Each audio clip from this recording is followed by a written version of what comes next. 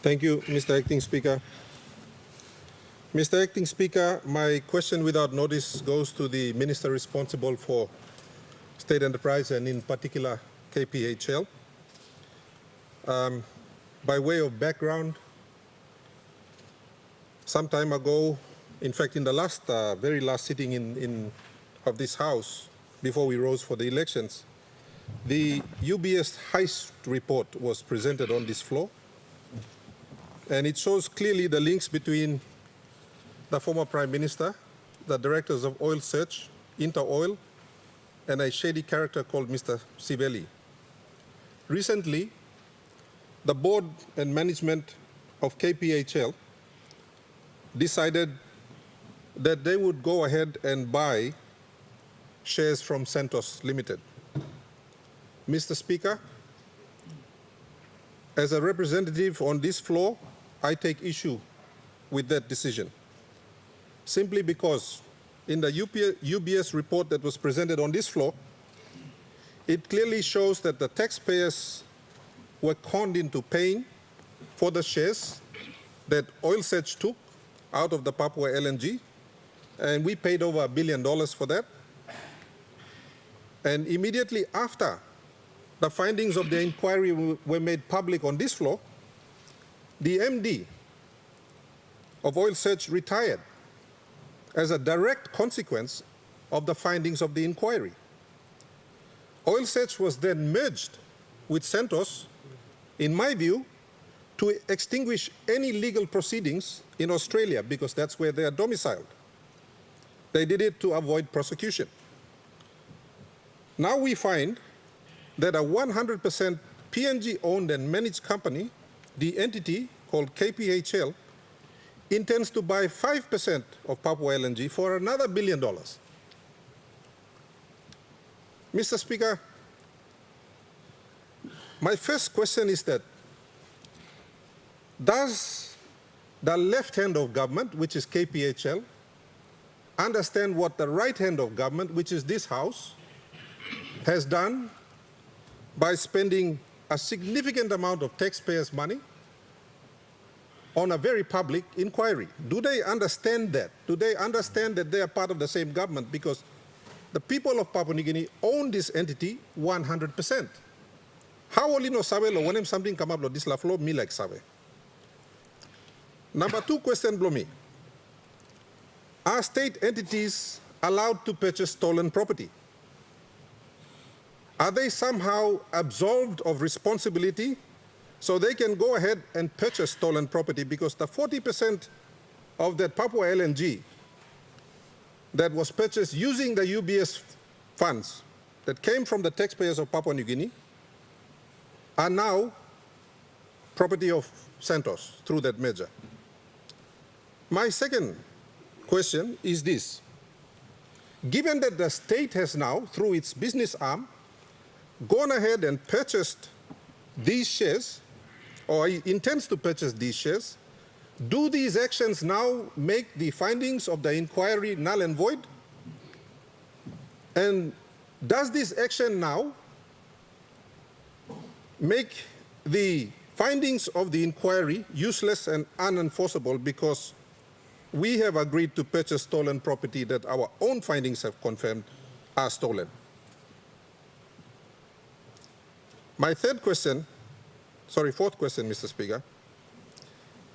While we appreciate that KPHL is a public company and perhaps does amazing work around the country, is the Minister able to present on this floor the investment strategy of KPHL?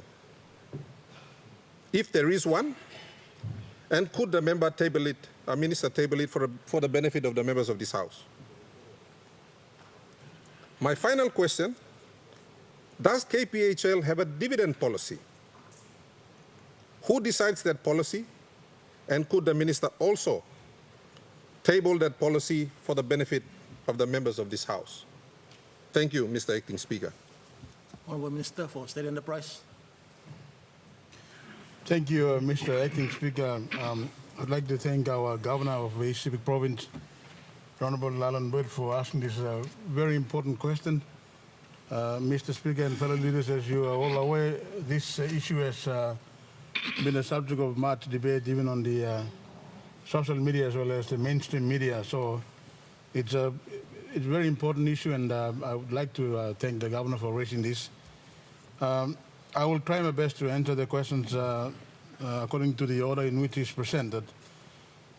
Yes, Mr. Speaker, in relation to the arrangement by Kumul Petroleum Holdings to purchase 5% equity in Santos, I must point out that the issues which led to the establishment of a commission of inquiry into the UBS are slightly different in that at that time the government through Kumul Petroleum Holdings Ltd acquired 10% shareholding directly in Oil Search Limited. Whereas in this case, the arrangements are for Kumul Petroleum Holdings Limited to acquire equity in the LNG project, not equity in the company Santos. So there is a difference there. We must not forget the fact, leaders, that Santos is a publicly owned company and that it can offer the same shares to other partners in the current PNG Papua LNG project. It can possibly offer those shares to ExxonMobil, and there is nothing preventing that company from doing that. So because of the representations that were made by our leaders, including the Governor for Southern Islands as well as our Prime Minister, Santos, although it had no legal obligation whatsoever, agreed to allow our nationally owned company, an opportunity to acquire additional equity in the LNG project. So that is the background to why these arrangements were made. In relation to the first question, whether Kumul Petroleum Holdings Limited, who is also a company owned by the people and who has direct or indirect connection with our parliament, understand the implications of the UBS inquiry? The answer to that is yes. These are commercial arrangements between our nationally owned company and a company that is owned by the public and registered in another country. As to the issue of whether or not we as a state, and including our nationally owned company, are allowed to purchase stolen property, we have had the benefit of receiving the inquiry of the UBS, and certain findings were made. These findings were made by an inquiry that can be subjected to challenge by anyone who's affected by the inquiry. These are challengeable. This government is yet to set up terms of reference or team which can decide whether to implement the findings of that inquiry or not. So at this stage, it is arguable in relation to the question of whether or not those shares were actually stolen. So it is an arguable issue. It is not for me to discuss this in this parliament, but it is a matter that remains for this parliament to deal with at a later stage. But at this stage, we proceed in the commercial world on the basis that the shares or any interest in a company, as they are presented, are for valuable consideration, subject to no encumbrances. So in the commercial world, anyone can proceed on the assumption on the basis that shares in a publicly valued company or shares in an unincorporated joint venture or shares in any company are free and are legal for anyone to conduct transactions on. Now, I understand the concerns of the governor. We can look at those issues later on. In relation to the question of whether or not the shares that are about to be purchased are illegal and whether there will be any adverse implications, as I said earlier, we can only reach and make that assessment later on. And also in relation to the investment strategy of Kumul Petroleum Holdings. Kumul Petroleum Holdings, like all the other companies that are owned by the state through the Kumul Group, are required by law to present their annual reports through Cabinet, who then authorizes the minister responsible to present them in Parliament. I can assure the Governor that the annual report, operating plan and report of Kumul Petroleum Holdings was actually approved by Cabinet early this year, and it can be presented by myself as Minister when I make a statement to this Parliament in due course, most likely in the next session of Parliament. And yes, the accounts of Kumul Petroleum Holdings as a public company are always audited, cleared by Auditor General, but usually done by one of the 4 major international accounting firms that are operating in this country. So we have those annual operating plans which are always approved by Cabinet. So as I said earlier, and without repeating everything, it will be presented to Parliament in the next sitting of Parliament. In relation to the dividend policy, yes, there exists a dividend policy which all companies owned by the state are required to follow.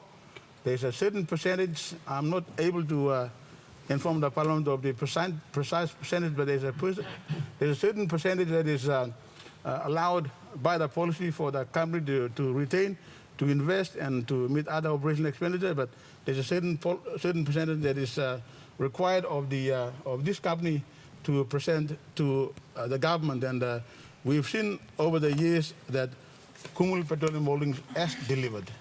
In the last financial year, it has delivered dividends totaling nearly 1 billion kina, which this government badly needed for our country. So it has been providing dividends. There is a dividend policy in existence. I can assure the Governor that if he allows me time, I will be able to write to him and inform him of the precise percentage of the dividend that is required to be paid by this company to the shareholder.